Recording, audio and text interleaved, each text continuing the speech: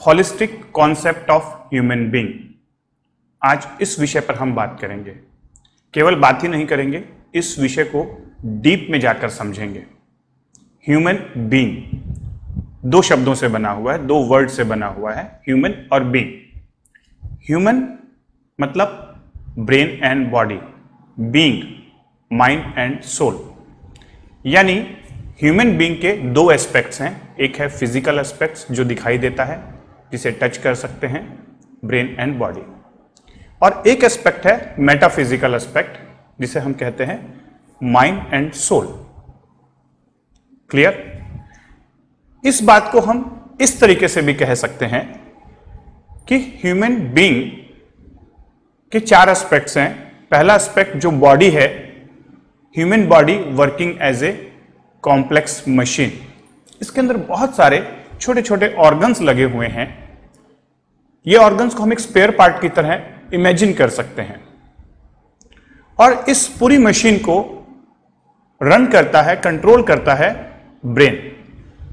100 billion neuron, यानी 60 trillion cells की जो ह्यूमन बॉडी है, उसके अंदर 60 ट्रिलियन सेल्स रेंडमली नहीं है, वो छोटे छोटे कम्युनिटीज में ऑर्गेनाइज्ड हैं, जिन्हें हम कहते हैं टिश्यू एंड ऑर्गन सिस्टम। और इन सारी कम्युनिटीज को कंट्रोल करता है ब्रेन का कंप्यूटर, 100 बिलियन न्यूरॉन के कम्युनिटी। यह है फिजिकल एस्पेक्ट। लेकिन माइंड इस ब्रेन कंप्यूटर का सॉफ्टवेयर है, और सोल, स्पिरिट, वो है इस पूरे सिस्टम को चलाने के लिए एनर्जी का सोर्स, पावर बैकअप।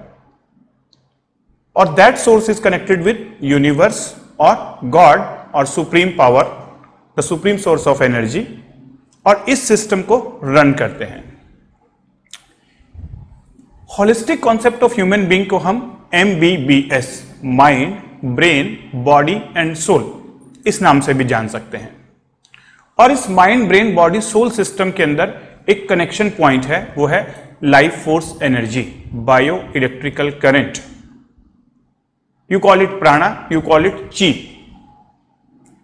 अब ये ची क्या है, और ये concept, holistic concept of human being क्या है, इसे हम आगे एक लेवल और डीप में समझते हैं। अगर हम इस holistic concept of human being को और डीप में समझना चाहते हैं और मॉडर्न वे में समझना चाहते हैं, तो हमें मदद लेना होगा क्वांटम फिजिक्स का। According to quantum physics, everything is energy and energy is everything. Means जो भी चीजें हैं इस पूरे वर्ल्ड में, वो सब एनर्जी से ही बनी हुई है। एनर्जी और matter, they are exchangeable. Energy can never be destroyed, can never be created, but it can be transform from one form to another form. तो होलिस्टिक कॉन्सेप्ट को हम कैसे समझें क्वांटम फिजिक्स की मदद से? According to quantum physics, human being is made up of 5 layers of energy. 5 layers of energy vibrating at different frequencies and different wavelength. The first layer, called as physical body, that is vibrating at a very low frequency, higher wavelength. But the rest of the 4 layers of energy, called as subtle bodies, they are vibrating at a very high frequency and lower wavelength. यानी quantum physics कह रहा है कि हम 5 layers of energy हैं। जो first layer है physical body, वो बहुत ही लो फ्रीक्वेंसी और हाई वेवलेंथ पे वाइब्रेट हो रही है, इसीलिए हम उसे अपनी 5 सेंसेस के द्वारा परसीव कर सकते हैं। लेकिन जो रेस्ट ऑफ द 4 layers हैं, उन 4 layers को हम परसीव नहीं कर सकते। किन सेंसेस के द्वारा? इन 5 सेंसेस के द्वारा। क्यों? क्योंकि उनकी फ्रीक्वेंसी बहुत ही हाई है और उनका वेवलेंथ बहुत ही लो है, और जिस वजह से ये हमारी 5 सेंसेस उनके लिए कैपेबल नहीं है उन्हें परसीव करने की। फॉर एग्जाम्पल, अगर हम लाइट की बात करें तो लाइट में से जो विजिबल स्पेक्ट्रम है, रेड से लेकर वायलेट तक, वही हमारे आईज को विजिबल है। इंफ्रारेड या अल्ट्रा वायलेट को हमारी आईज नहीं देख सकती, क्योंकि उनके देखने की एक लिमिटेशन है, एक क्षमता है हमारे आईज की। सेम टू सेम हमारे ईयर्स 20 हर्ट्ज से लेकर 20,000 हर्ट्ज तक की फ्रीक्वेंसी को सुन सकते हैं। बिलो 20 एंड अबव 20,000 हर्ट्ज ये ईयर्स नहीं सुन सकते। लेकिन जो चीजें आंखें देख नहीं सकती, जो चीजें कान सुन नहीं सकते, इसका मतलब ये नहीं कि उसके बियॉन्ड की दुनिया है नहीं। बहुत सारे एनिमल्स, कैट, बैट, डॉग, इनके अंदर कुछ स्पेशल सेंसेस होते हैं जिसके द्वारा ये उस दुनिया को परसीव कर सकते हैं। सिमिलरली हम ह्यूमन बीइंग का जो 5 एनर्जी मॉडल है, 5 लेयर्स एनर्जी मॉडल है, उसके अंदर से हम केवल फर्स्ट लेयर को परसीव कर पाते हैं क्योंकि हमारे 5 सेंसेस की इतनी ही लिमिटेशन है। अगर हमें रेस्ट 4 लेयर्स को एक्सेस करना है तो हमें हायर एंड डिवाइसेस की जरूरत पड़ेगी, टेक्नोलॉजी की मदद लेनी होगी और आने वाले समय में कुछ ऐसी डिवाइसेस इजाद करनी होगी जिसके द्वारा हम ये 4 लेयर्स को समझ सकें। और अगर इसे मैं लेमन लैंग्वेज में समझाऊं तो आप इसे ऐसा कह सकते हैं कि ह्यूमन बॉडी या ह्यूमन बीइंग जो उसका एग्जिस्टेंस है वो फिजिकल बॉडी के बियॉन्ड बायोफील्ड्स होते हैं। Biofield means electromagnetic field around the human body, और उस इलेक्ट्रोमैग्नेटिक फील्ड के अंदर 4 लेयर्स और हैं ह्यूमन बॉडी के एग्जिस्टेंस की, यानी we are 5 bodies, there is 4 more bodies beyond this one single body. कौन सी बॉडीज होती हैं? First layer is called as physical body, that is made up of cell, tissue, organ systems, and that is called brain and body. Second layer is called as energy body. इस energy body में 72,000 energy vessels हैं और 114 इसको controlling voltage points हैं या regulator लगे हुए हैं। और इस सेकेंड बॉडी के अंदर life force energy bio electrical current flow करता है। जैसे फिजिकल बॉडी में ब्लड वेसल्स होते हैं जिनके अंदर ब्लड फ्लो करता है, लिम्फेटिक वेसल्स होते हैं जिसमें लिम्फ फ्लो करता है, नर्व्स होती हैं जहां पर इलेक्ट्रिकल एनर्जी फ्लो करती है। सिमिलरली फिजिकल बॉडी के अंदर और उसके बाहर एक लेयर और है जिसे हम कहते हैं एनर्जी बॉडी। इसके अंदर 72,000 एनर्जी चैनल्स हैं और 114 रेगुलेटर्स लगे हुए हैं जिन्हें हम चक्रास कहते हैं। तीसरा लेयर, थर्ड लेयर क्या है? थर्ड लेयर है mental body, mind, thoughts and emotions. और इस थर्ड लेयर के भी 3 पार्ट होते हैं, कॉन्शियस, सबकॉन्शियस, अनकॉन्शियस।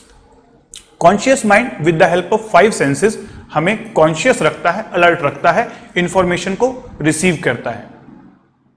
रिसीव करने के बाद ये सारी इंफॉर्मेशन सबकॉन्शियस माइंड में जाती है। Subconscious mind is the storage system. वहां पर पूरे मेमोरीज हैं, बिलीफ हैं, हैबिट्स हैं। वो परसीविंग स्टेशन है, वो परसीव करेगा किसी भी इवेंट को।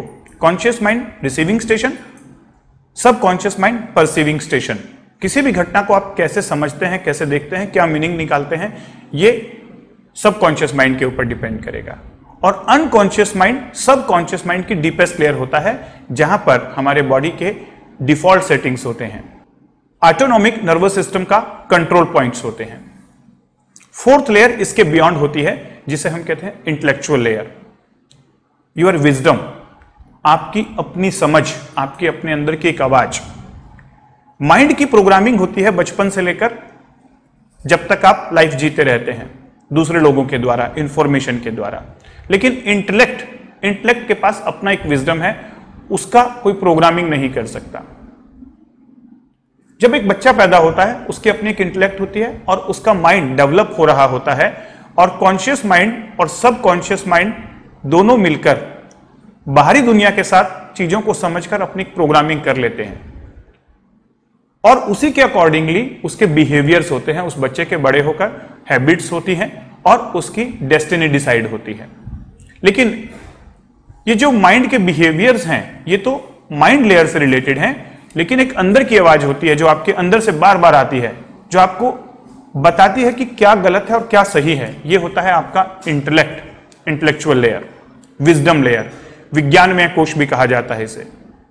और इसके बियॉन्ड होता है सोल का एग्जिस्टेंस, द ब्लिस बॉडी, जिसके अंदर सोल एग्जिस्ट करती है, एनर्जी लेयर्स हैं।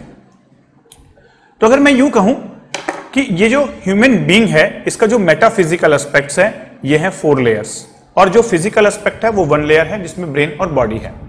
और इन सारी लेयर्स के बीच में ये लाइफ फोर्स एनर्जी मूव करता है। लाइफ फोर्स एनर्जी हम कहां से रिसीव करते हैं? सोर्स से। सोर्स मतलब या तो गॉड या यूनिवर्स, और सोल से होते हुए वाया माइंड एनर्जी बॉडी के मेथड से फिजिकल बॉडी तक जाता है। मैंने क्या कहा कि जो लाइफ फोर्स एनर्जी है वो सोर्स से हम रिसीव करते हैं, उसका रिसीविंग स्टेशन क्या है? सोल। लेकिन सोल वो सारी energy via mind physical body को ट्रांसमिट करती है। तो जो लाइफ फोर्स एनर्जी सोर्स से सोल के द्वारा और सोल से फिर माइंड और माइंड से बॉडी में ट्रांसमिट हो रही है, अगर माइंड हाइपर एक्टिव है, ओवर एक्टिव है, तो इस लाइफ फोर्स एनर्जी का मैक्सिमम डेसिपिएशन, मैक्सिमम खर्च माइंड के लेवल पर ही हो जाएगा और बॉडी के लेवल पर लाइफ फोर्स एनर्जी डेफिशिएंट हो जाएगी, जिसकी वजह से बॉडी में डिजीज आने की संभावना होती है। ये life force energy physical body में कैसे ट्रांसमिट होती है? ये ट्रांसमिट होती है एनर्जी बॉडी के थ्रू, जिसके अंदर होते हैं 72,000 नाड़ियां और 114 चक्र। या इसे हम ये कह सकते हैं कि 72,000 नाड़ियां और 114 चक्र जो कि वैदिक साइंस में बताए गए हैं, अगर हम इसे मॉडर्न मेडिसिन के हिसाब से समझें, मॉडर्न एनर्जी मेडिसिन के हिसाब से समझें या क्वांटम फिजिक्स के हिसाब से समझें, तो ये जैसे ब्लड वेसल्स बॉडी में फ्लो करती हैं, नर्व्स इलेक्ट्रिकल एनर्जी कैरी करता है, ऐसे ही ये एनर्जी वेसल्स इस लाइफ फोर्स एनर्जी को बॉडी के लेवल पर कैरी करते हैं और एक एक सेल, एक एक ऑर्गन, एक एक टिश्यू तक ये लाइफ फोर्स एनर्जी जाता है। और ये लाइफ फोर्स एनर्जी जब इम्बैलेंस हो जाता है तब डिजीज पैदा होती है। यानी सेलुलर लेवल पर या टिश्यू के लेवल पर या ऑर्गन के लेवल पर पहले एनर्जेटिक चेंजेस आते हैं, एनर्जी डिस्टर्बेंसेस आती हैं। लाइक अगर हम बात करें जीडीवी बायोवेल डिवाइस, जिसके द्वारा हम इस लाइफ फोर्स एनर्जी को मेजर कर सकते हैं, तो 4 to 6 is the optimum level of life force energy in each cell and each organ of the body. Less than 4 is hypo energy state, more than 6 is hyper energy state. Energy should be balanced. तो hypo and hyper energy state दोनों के अंदर disease पैदा होंगी और optimum energy state में आप wellness की मोड में होंगे। यहां तक तो आपने समझा, यानी कि हम 5 लेयर्स हैं और इस 5 लेयर्स में मेंटल और फिजिकल बॉडी को आप हमेशा महसूस करते हैं। जो भी डिजीज होती है, जो भी पेन होता है, वो सब फिजिकल बॉडी में होता है। लेकिन बहुत सारे साइकोलॉजिकल पेन, बहुत सारे इमोशनल पेन आपको माइंड के लेवल पर भी फील होते हैं, जिन्हें आप देख नहीं सकते। यानी हम फिजिकल बॉडी और मेंटल बॉडी को तो परसीव कर सकते हैं, लेकिन एनर्जी बॉडी को परसीव कभी नहीं करते, और ना ही हम अपने इंटेलेक्ट को और ना ही अपने सोल को परसीव करते हैं। लेकिन ये बायोफील्ड हैं हमारे, ये हमारे मेटाफिजिकल एस्पेक्ट्स हैं।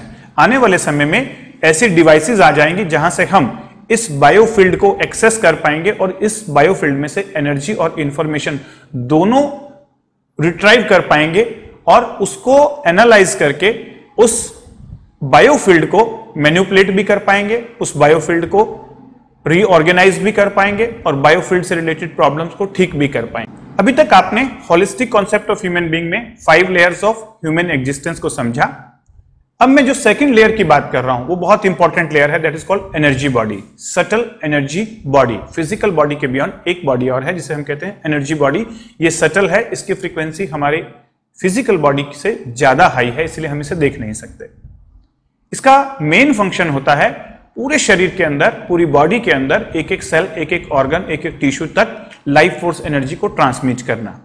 और ये लाइफ फोर्स एनर्जी जब ऑप्टिमम होती है तो हम हेल्थ और वेलनेस की स्टेट में रहते हैं, और ये जब लाइफ फोर्स एनर्जी डाउन हो जाती है, हाइपर हो जाती है या हाइपो हो जाती है, तो हमारे बॉडी के अंदर डिजीज आती है। अगर हम वैदिक समय की बात करें, वेदों की बात करें, तो वहां पर कहा गया है कि 72,000 नाड़ियां होती हैं और 114 रेगुलेटर होते हैं, चक्र होते हैं।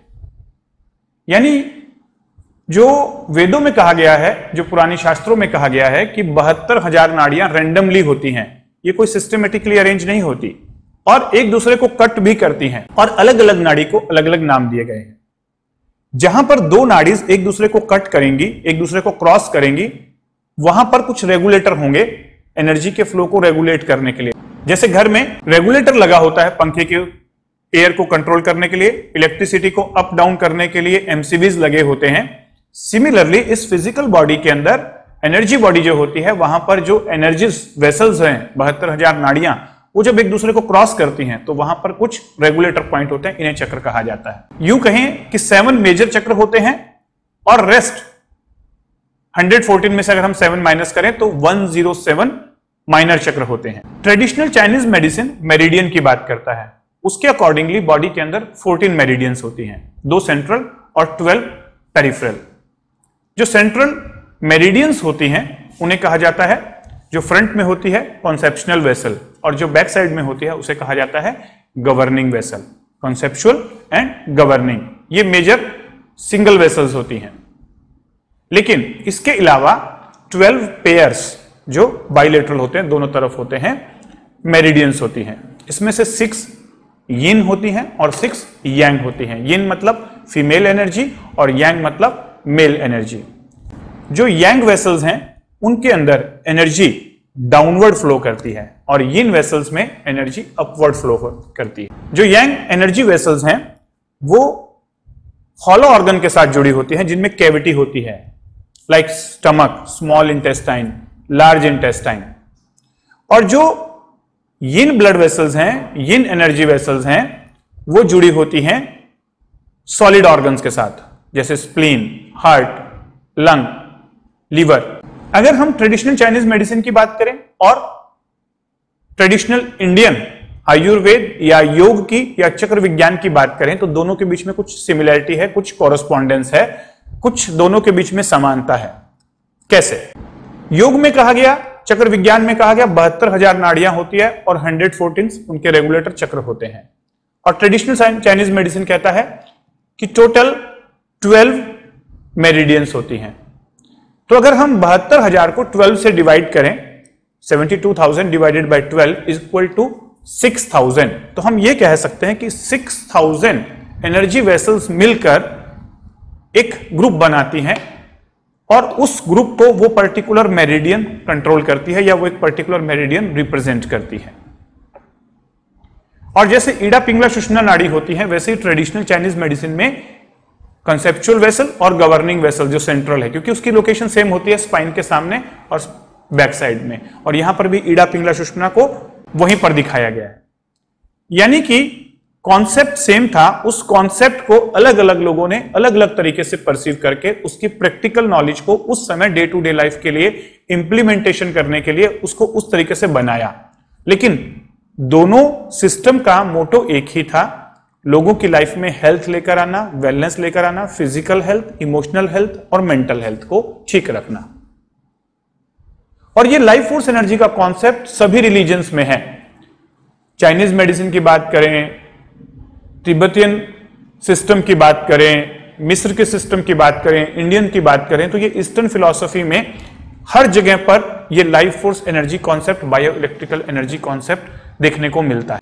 अब हमें ट्रेडिशनल चाइनीज मेडिसिन के कॉन्सेप्ट को थोड़ा और आगे अगर हम समझते हैं तो वेस्टर्न मेडिकल सिस्टम जो है वो ये कहता है कि ये जो एनर्जी वेसल्स हैं इन्हें एनाटॉमिकली देखा नहीं जा सकता, इसीलिए इनका एग्जिस्टेंस बॉडी में नहीं होता, ना इन्हें सीटी स्कैन के द्वारा, ना ही इन्हें सोनोग्राफी के द्वारा या किसी और डिवाइस के द्वारा हम इन्हें बॉडी के अंदर देख सकते हैं, या पोस्टमार्टम के दौरान ऐसी कोई नाड़ीज या ऐसे कोई एनर्जी वेसल्स दिखाई नहीं दिए। लेकिन कुछ रिसर्च किए गए जिसके अंदर प्राइमोवेस्कुलर स्ट्रक्चर्स बॉडी के अंदर डिटेक्ट किए गए।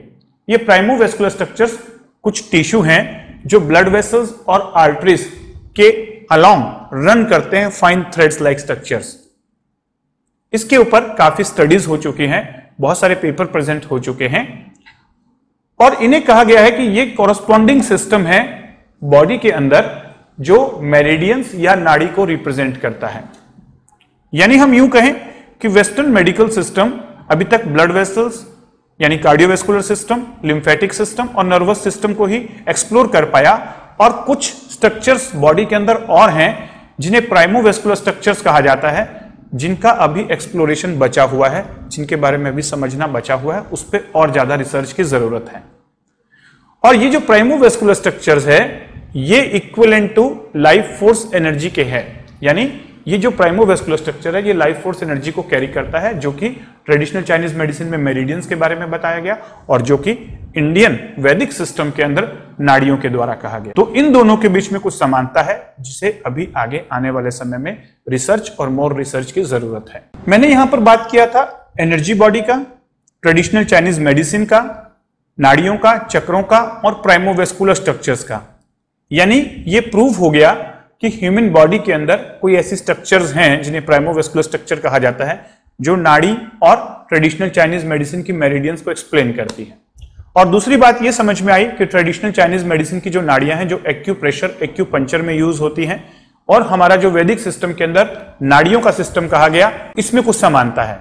ट्रेडिशनल चाइनीज मेडिसिन शायद 369 पॉइंट्स या 316 समथिंग पॉइंट्स की बात करता है जो एक्यूप्रेशर पॉइंट्स होते हैं, और हमारे वैदिक सिस्टम में 114 चक्र पॉइंट कहा गया जो रेगुलेटर है।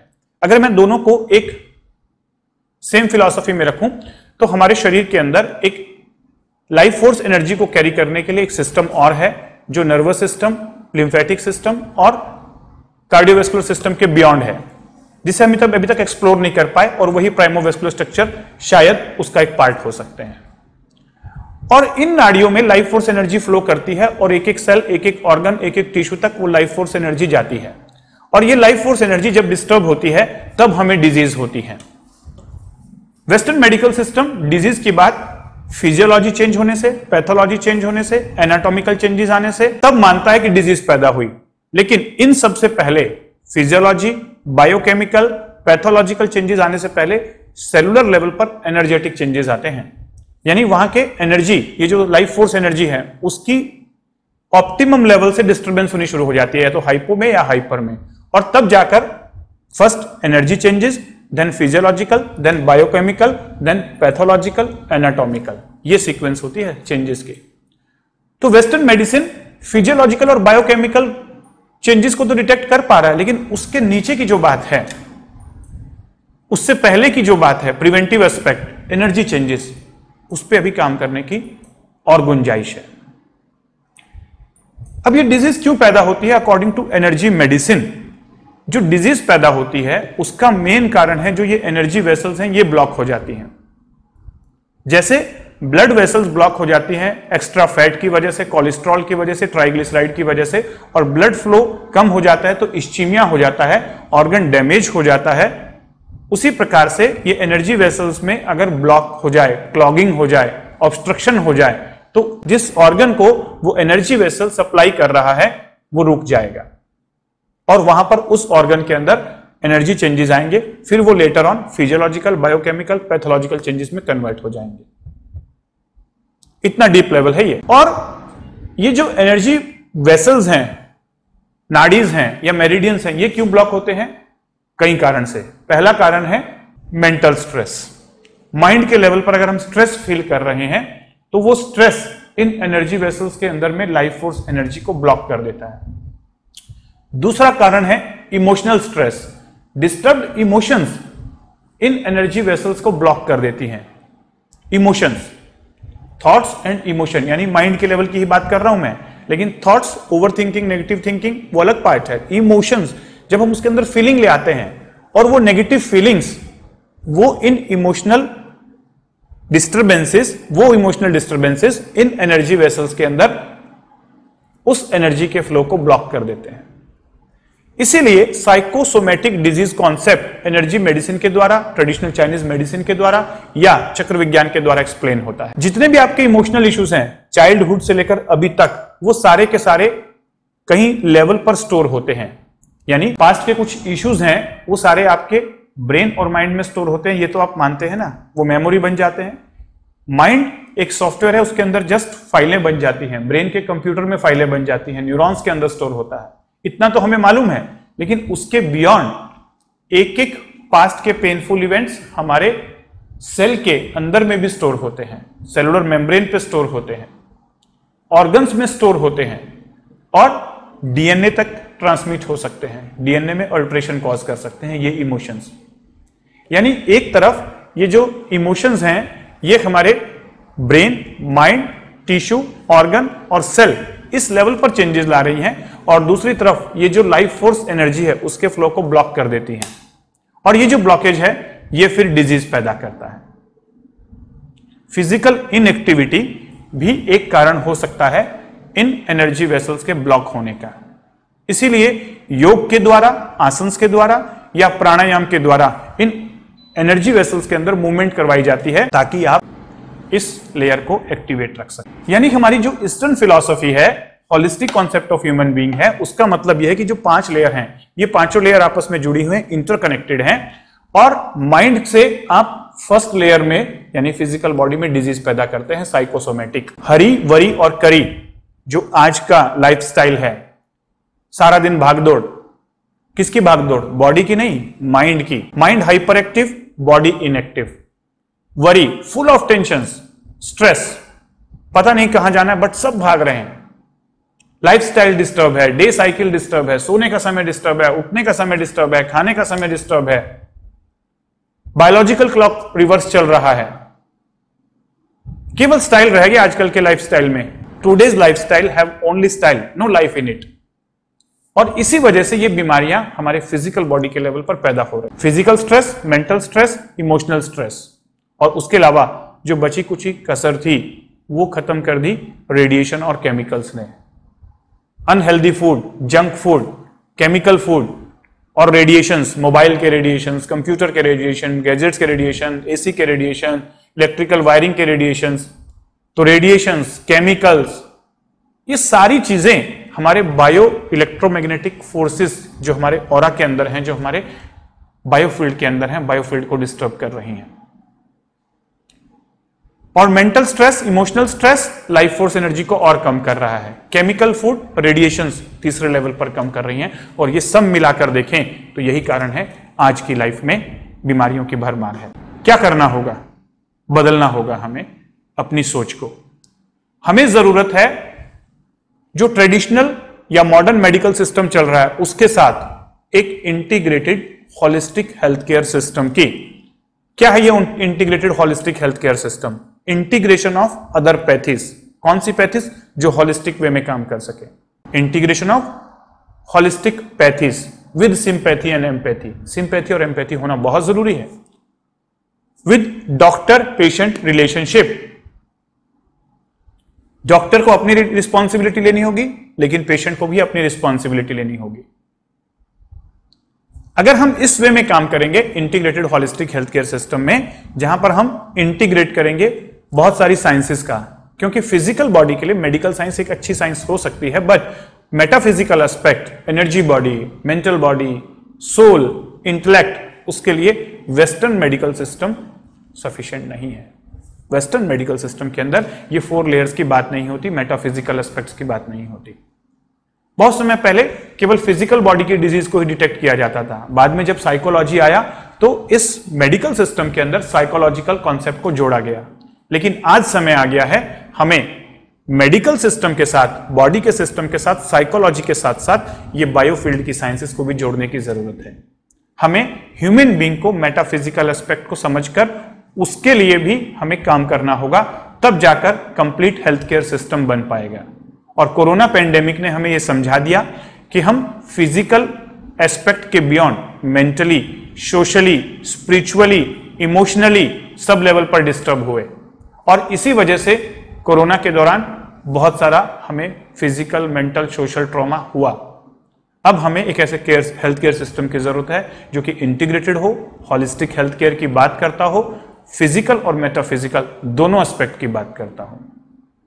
और इसी दिशा में मैं आगे काम कर रहा हूं, मॉडर्न मेडिकल सिस्टम के साथ इंटीग्रेट करके अदर साइंसेस को। और यहां पर हमारा traditional Indian health care system बहुत अच्छा ऑप्शन क्रिएट कर सकता है। आयुर्वेद, नेचुरोपैथी, योग, मेडिटेशन की जो साइंस है, अगर हम उसे अपने मेडिकल सिस्टम के साथ इंटीग्रेट करें तो एक कंप्लीट हेल्थ केयर सिस्टम पूरे वर्ल्ड के सामने लाकर दिखाया जा सकता है। This is the need of the day and this can be the opportunity in post corona pandemic period also.